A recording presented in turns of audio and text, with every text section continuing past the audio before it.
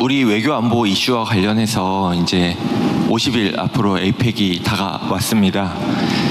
미국 그리고 중국의 정상이 찾는다는 점에서 굉장히 큰 행사가 될 걸로 예상이 되는데, 거기에 이제 특히 저희가 관심이 가는 것이 대통령님께서 한미 정상회담 때도 언급하셨던 북미 대화 재개와 관련한 노력이 있는지, 어떤? 북미 대화 재개와 관련해서 뭐 김정은 위원장이 직접 오지 않더라도 어떤 북미 간의 노력이 있을 수 있을지, 또 거기서 우리 대통령님께서 페이스메이커 역할을 하시는 것을 좀 준비하고 계시는 게 있는지 궁금합니다. 뭐 여러분들이 다 보시는 것처럼 북한의 태도는 냉랭하죠. 우리 대한민국 한국 정부의 태도가 과거에는 삿대질하고 무력 침공이라도 할 것처럼 막 자극하고 무인기 보내가지고 막 일부 윙윙 소리 내면서 막 평양 상공을 막 돌아다니고, 아파치 헬기가 휴전선 분계선 가까이서 뭐 거의 즉각 폭격할 것처럼 이러고 몇 년을 견뎠는데, 북한 입장에서 보면 남한 정부가 뭐 갑자기 정권이 바뀌더니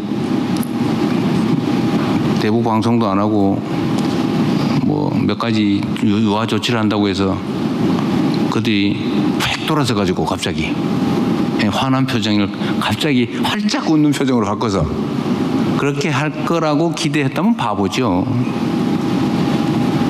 그래서는 한반도의 평화와 안정이라고 하는 게 군사적 측면에서도 심각한 문제이기도 하지만 경제적 측면에서도 엄청난 피해를 입히기 때문에 휴전선의 군사적 긴장을 조금이라도 완화하는 거, 그게 우리한테 이익이 됩니다. 그들이 어떤 태도를 취하든 간에. 그들이 웃지 않으면 그럼 우리도 화낸 표정으로 계속하면 우리가 손해니까요. 그들을 위해서가 아니라, 이재명이 종북이라서가 아니라 대한민국의 안보를 위해서, 경제를 위해서, 민생을 위해서 필요한 거죠. 그래서 우리는 끊임없이 한반도의 긴장 완화를 위해서, 평화와 안정을 위해서 이제 노력을 해야 됩니다. 대북 관계에서, 남북 관계죠. 그런데 이 남북 관계는 남한 당국만으로 해결될 문제가 아니죠. 이거는 아주 복잡한 국제 문제가 되어 있죠. 특히 핵 개발, 그리고 탄도미사일, 대륙간 탄도미사일. 이 문제는 미국이 아주 직접적 이해관계가 있고, 또 북한 입장에서도 체제 위협의 핵심은 남한이 아니라 미국이다 라고 생각하고 있으니까, 어떻게든지 미국하고의 관계가 남북 관계보다 더 중요하다고 생각하는 거죠. 휴전협정 당사자도 미국이잖아요. 한국 정부는 사인도 못했죠. 당사자가 아니라는 겁니다.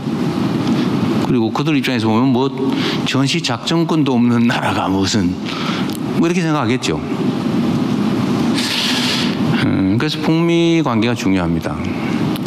근데 북미 관계가 개선되는 것은 그럼 남북 관계와는 무관하냐? 그렇지 않죠. 저는 언제나 실용주의적인 입장을 취하고 있기 때문에, 진짜 실용주의적인 사람이죠.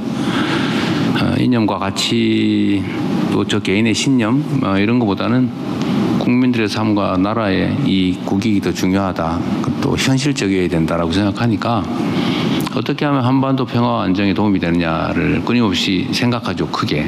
그러면 북미 관계가 개선되고 북미 대화가 열리는 게 한반도 평화와 안정에 도움된다. 그걸 우리가 주도를 하거나 아니면 우리가 우리의 바운더리 안에서 이루어져야 된다고 고집할 필요가 저는 없다고 생각하죠. 그래서 제가 페이스메이커 하겠다고 그런 겁니다. 잘하시라고. 그게 우리한테 도움이 되니까. 우리가 주도 반드시 해야 된다고 생각하지 않는다. 환경 조성을 우리가 최대한 하겠다. 지금은 가장 강력한 영향력을 미칠 수 있는 게 트럼프 대통령이다. 그리고 미국이라고 하는 요소도 중요하지만 미국의 대통령 트럼프라는 사람의 특성이 또 한반도 평화 안정 확보에 더 도움이 된다. 내가 보기에는. 그래서 피스메이커 역할을 잘하고 있으니 앞으로도 지구의 마지막 남은 분단국가 또 세계 불안정의 가장 큰 요소 중에 하나라고 할 한반도 평화 문제를 실질적으로 진전해내면, 진전을 만들어내면 뭐 진정한 피스메이커 아니겠습니까? 역할을 해주시라고 얘기했고, 지금도 이제 제 기본적인 생각엔 변함이 없죠. 다만 현실적으로 뭘 하고 있느냐, 뭐 우리는 끊임없이 타진하죠. 그리고 노력합니다. 예를 들면 뭐 신뢰가 다 깨졌으니까요. 그 신뢰를 조금이라도 회복하기 위해서 예를 들면 라디오 방송 이런 것도 뭐 필요 없잖아요. 요즘 세상에 뭐 라디오 방송으로 인터넷에 다 나오는데 그 돈 들여가지고 예산 들여서 서로 기분만 나쁘게, 그래서 그것도 중단하는 거잖아요.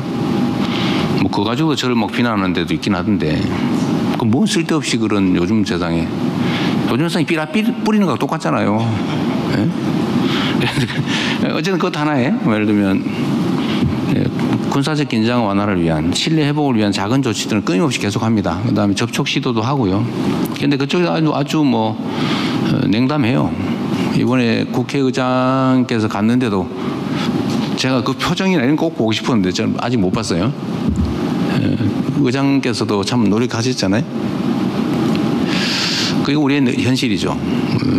가장 직접적 이해관계가 있는 당사자인데 가장 냉담하고 적대적이에요. 가장 슬픈 현실이죠. 특별한 진척은 없지만 노력은 끊임없이 하고 있다. 그리고 미국이 어떤 노력을 하고 있는지 저는 모릅니다. 다만 안보실 또 외교부를 중심으로 끊임없이 미국과 접촉하고 노력하고 있죠. 조금씩은 나아지지 않겠습니까? 아무것도 안 하고 적대적으로 자극하고 대립하고 있는 것보다는 그래도 긍정적인 포지티브한 평화적인 노력을 계속하니까 쌓이다 보면 조금의 틈이 생길 거고, 또 하나는 이런 것도 있어요. 각자의 그 외교 협상의 특성이 있는데 타결 직전에 최대한 긴장을 끌어올려 가지고 목소리를 키운 다음에 이제 협상력을 높이는 거죠. 피차간에 협상력을 높인 다음에 극적으로 타결하는. 근데 그 일부러 그러는 게 아니고 각자가 자기의 이익을 최대한 확보하기 위해서 자기 협상력을 최대한 끌어올리는 거죠. 사나움 뭐 이런 걸 보여주고 실력, 힘 이런 걸 보여주는 거 아닙니까? 그런 단계를 거치고 있는 것 같기도 하다. 희망적으로 본다면. 뭐 그러나 그렇든 아니든 우리는 그런 거는 부수인 거고, 아주 본질적으로는 한반도의 평화와 안정, 전쟁을 회피하고 평화를 구축하고 장기적으로는 뭐 100년도 안 됐습니다. 우리가 분단 국가가 된 지. 역사적 시각으로 보면 결코 긴 시간이 아니에요. 수백 년 만에 통일되는 나라가 수없이 많잖아요. 역사에 보면. 그러니까 길게. 그러나 지금 통일 얘기하면 바보 소리 듣겠죠. 그 전 단계로 평화를 구축하는 게 중요하다 하는 생각을 하고 노력하고 있다 하는 말씀으로 마치겠습니다.